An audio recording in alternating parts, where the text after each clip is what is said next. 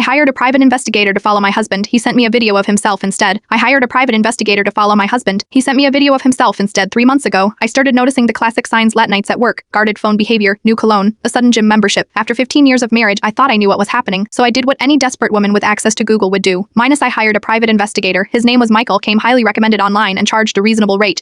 We met once in a coffee shop where I showed him photos of David, my husband, and explained my suspicions. I'll follow him for 2 weeks, Michael said. Nividai everywhere he goes, everyone he meets. You'll have your answers by the end of the month. I transferred the deposit that night for the next 2 weeks. Michael sent daily text updates. Subject: went to office, then gym, then home. Subject: met male colleague for lunch. Nothing incriminating, but Michael assured me he was building a complete picture. Then yesterday I received an email with a video attachment and the subject line: what your husband is hiding, much watch privately. My hands shook as I clicked play, but instead of footage of my husband with another woman, it was Michael himself sitting in his car. Mrs. Reynolds, he said, looking directly into the camera. I've been doing this job for 23 years. I've documented hundreds of affairs and delivered that news to hundreds of spouses. But what I've observed about your husband is something I've never reported before. He explained that for the past 2 weeks, my husband hadn't been meeting a lover. Instead, 3 times a week, David had been driving to a community center in a neighborhood 40 minutes away. There he'd been taking cooking classes, Vienweights, Italian cooking. Yesterday, Michael continued, I approached him after class pretending to be another student. I asked why he was learning Italian cooking. The video cut to hidden camera footage of my husband, flour on his cheeks, telling Michael, it's our anniversary next month. 15 years when we were dating, my wife and I backed through Italy. We always said we'd go back for a 15th, but her mother got sick, and we're using our savings for medical bills instead. She doesn't know, I know how disappointed she is, so I am bringing Italy to her. I am recreating the entire menu from the little restaurant in Florence where I proposed. The video cut back to Michael. In 23 years, Mrs. Reynolds, I've never felt like more of an intruder. Your husband isn't cheating. He's planning something beautiful that I almost ruined. I refunded your payment in full last night. I pretended to be asleep. When David came home, I listened to him hide something in the garage, minus probably ingredients. I smelled garlic and basil on his clothes. I haven't told him what I know. His surprise deserves to remain one, but I did book us cooking classes for after our anniversary, and I've started researching Italian language courses. Sometimes our worst fears lead us to discover what we should have trusted all along.